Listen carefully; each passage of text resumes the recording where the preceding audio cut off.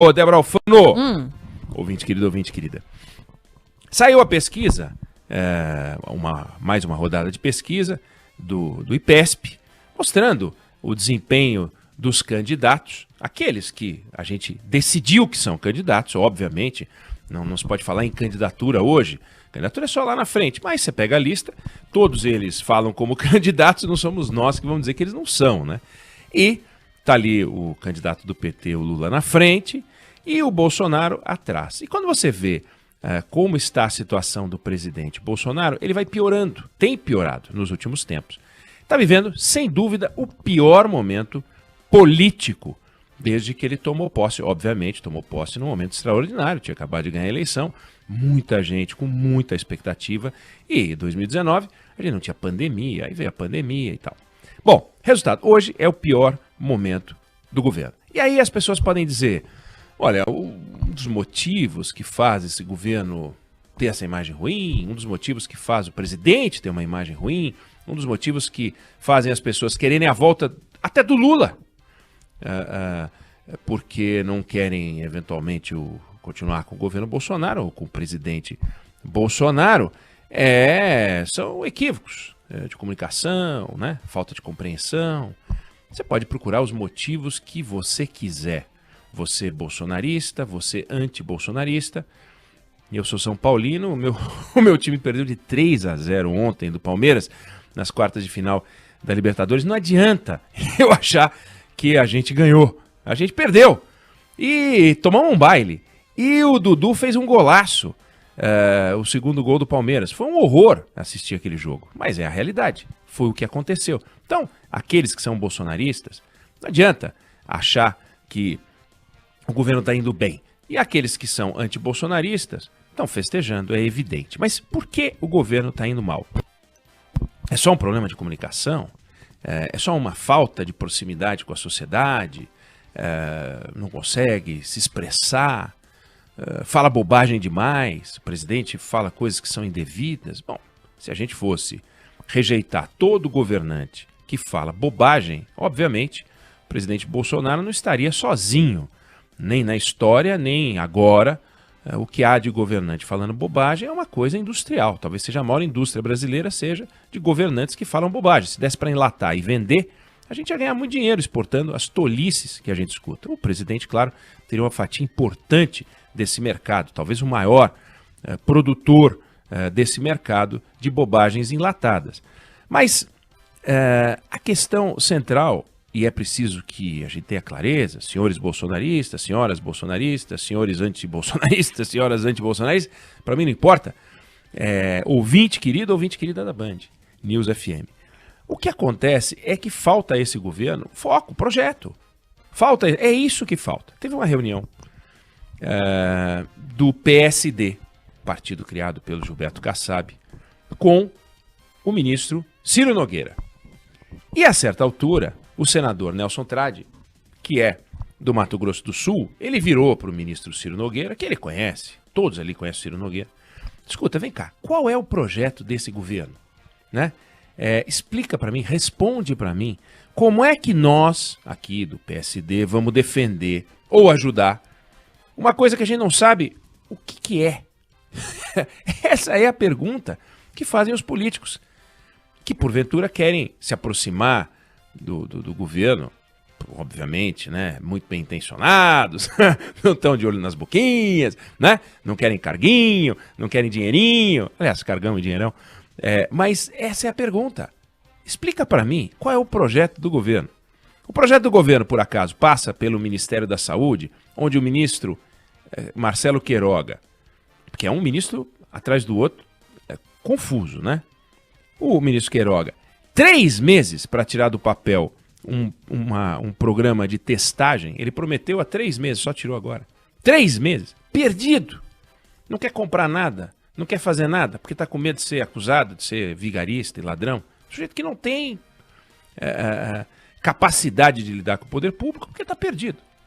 A situação faz isso, a CPI faz isso, é claro. Mas mostra que dali não sai nada. As novidades e o projeto vêm da educação, ali sim, caveira de burro. Caveira de burro. Enterraram uma caveira de burro no Ministério da Educação E só entra tranqueira. Tranqueiras de tipos diferentes, sotaques diferentes. Tivemos uma tranqueira colombiana, depois uma tranqueira brasileira que foi exportada para os Estados Unidos. Os Estados Unidos resolveram sair do Afeganistão, mas numa dessa rompe as relações diplomáticas com o Brasil. O Abraham Weintraub, aquele desastre. E agora, esse ministro que disse, dia sim, dia não, diz uma barbaridade. Agora ele disse que as pessoas com deficiência atrapalham as salas de aula, atrapalham o ensino. Disse também que tem faculdade demais no Brasil e que os engenheiros estão virando motoristas de Uber. Quer dizer, esse camarada é o ministro da Educação. Devia estar no primeiro dia de aula do ensino básico, fundamental, para começar a aprender alguma coisa. Ou nascer de novo, para ver se lá, quando chegar na idade que tem, mas lá no futuro, talvez possa vir a ocupar um cargo no Ministério da Educação. Mas é de lá que vem alguma coisa? Ou é do Ministério da Fazenda, da Economia, que está vindo novidades? O ministro Paulo Guedes, ele explica, por exemplo, a taxa de juros elevada como uma reação, uma interpretação equivocada do mercado. O mercado está equivocado. Equivale em estupidez a dizer que o terremoto é uma reação equivocada das placas tectônicas, que não entenderam qual o papel delas e que daí elas resolveram se mexer e provocaram um terremoto. Mas só que tem um terremoto. Como é que você vai culpar as placas tectônicas? É uma barbaridade. Esse é o ministro Paulo Guedes, o ministro que está sentado sobre uma inflação que está passou de 7%, está projetando passar de 7% esse ano, sendo que a meta era 3,75%, e a inflação do ano que vem já está sendo projetada acima da meta. Esse é o ministro Paulo Guedes, que não privatiza nada. E quando vai privatizar, faz confusão. Você teve privatização da telefonia, do sistema siderúrgico, você teve a privatização da mineração. O que ele privatizou? Nada. Nada de importante. Nada. É uma enganação atrás de enganação. Claro, dito por ele, o Brasil está se transformando num país extraordinário. Vida real? Nada. Nada. O ministro Paulo Guedes é um enrolão. Aí tem um enrolão na saúde, um lunático na educação, mais um. E o ministro Paulo Guedes, por exemplo. É daí que virão novidades? Ou do general Heleno? Do general Heleno, que disse o seguinte, olha, por enquanto, eu não acredito em intervenção militar. Não acredito em intervenção militar por enquanto. Que isso? Como um assessor, um ministro do governo fala uma estupidez dessa, uma cretinice dessa? Como chega a esse descalabro? Aí você vai ao Congresso Nacional, das 35 pautas, reportagem hoje do Jornal Estado de São Paulo, que o governo apresentou, seus projetos extraordinários de transformação do país, só 8 foram aprovados. Então, não é a tolice A, ou a tolice B, ou a tolice C, que o presidente diz a todo instante. Estão fazendo seu governo ser o que é. O ex-presidente Itamar Franco falava bobagem o tempo inteiro.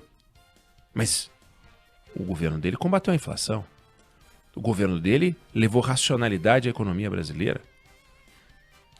Ah, mas quem fez isso foi o ministro da Fazenda. Bom, então escolhe um ministro da Fazenda decente. O Fernando Henrique, nem economista era, conseguiu juntar pessoas capazes de criar uma interlocução com o Congresso Nacional, capazes de envolver a sociedade num projeto de transformação que foi o real. E vamos lá, ao fazer o plano real, para poder estabilizar a moeda brasileira, eles fizeram um golzinho de mão. Porque no cálculo de inflação, o brasileiro médio perdeu dinheiro na primeira, em nome da redução da inflação. O ajuste fiscal que o Brasil deveria ter feito não fez. Tem uma série de coisas pelas quais ele acabou sendo punido. Criou a reeleição para ele próprio. É inconcebível isso. O presidente que foi eleito para ter um mandato resolveu ter 2. Ok. Mas a sociedade entendeu que merecia dar um mandato a mais para ele. Cadê o projeto desse governo? O projeto desse governo é brigar e pedir o impeachment de ministros do Supremo? O projeto desse governo é falar mal dos outros? Cadê as questões deste governo? É isso que enfraquece o governo Bolsonaro. É isso que enfraquece o presidente Bolsonaro. E ele insiste nisso. Porque quando ele partiu lá atrás, Ele achava que falando mal de tudo e de todos, e funcionou, ele seria eleito e foi. Só que agora ele é o alvo. Ele é o personagem contra quem os outros se insurgem. Como era a Dilma, então, ou o governo Temer, ou os outros governos, ou o lulopetismo, que ele podia combater e podia falar o que for. Podia falar o que fosse. Podia falar do comunismo, podia falar de liberdade, podia falar da Venezuela, podia falar de Cuba. O que Cuba tem para ensinar pra gente? Ah, mas fizeram o Porto de Mariel e botaram o dinheiro lá e tal. Quer dizer, o programa de governo é não mandar mais dinheiro para Cuba. Irrelevante mandar dinheiro para Cuba, não mandar dinheiro para Cuba. Não tem que mandar dinheiro para Cuba, óbvio. Mas então, esse era o problema do governo? Aí vem o Paulo Guedes e fala em atraso, 20 anos de atraso, 20 anos de atraso. Bom, nós estamos voltando 20 anos na economia. A renda das pessoas é de 2012. E aí? 2012, nós estamos em 2021, voltamos 9 anos. É isso que é modernidade? Então, o presidente está sendo apresentado a números que são a resposta da sociedade ao seu desempenho econômico, ao seu desempenho como governante. E é esse o desempenho porque ele não tem foco, não tem projeto. Volto a citar o senador Nelson Trade. Qual é o projeto do governo? E quem diz é quem quer ficar agarrado na teta do governo. E aí vem qual é o projeto do governo. A gente nem sabe o que é. Conta pra nós, Ciro Nogueira. E o Ciro Nogueira ia dizer o quê? Quais são os projetos? Projeto número 1. Criar as escolas em tempo integral e fazer com que as universidades... Não tem. Qual é o projeto do ministro da Educação? Não tem. É ficar falando bobagem. Qual é o projeto do ministro da Saúde? É não ser preso. É conseguir sobreviver e não sair na CPI. É conseguir ser senador pelo estado do, sei lá de onde que ele vai sair senador. Esse é o projeto dessa gente, se eleger e se reeleger.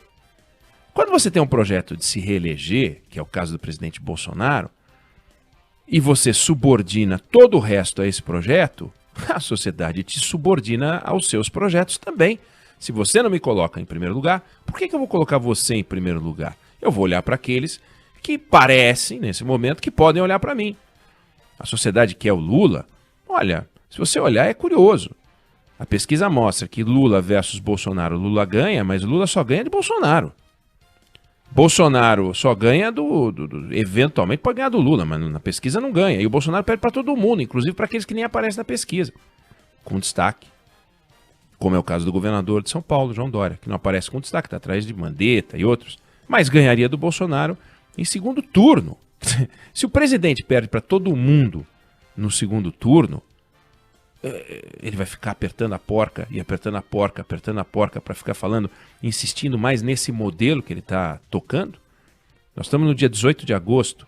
Em 18 de agosto do ano que vem, daqui a um ano, falta pouco. Você já vai ter as convenções feitas, os candidatos estão aí.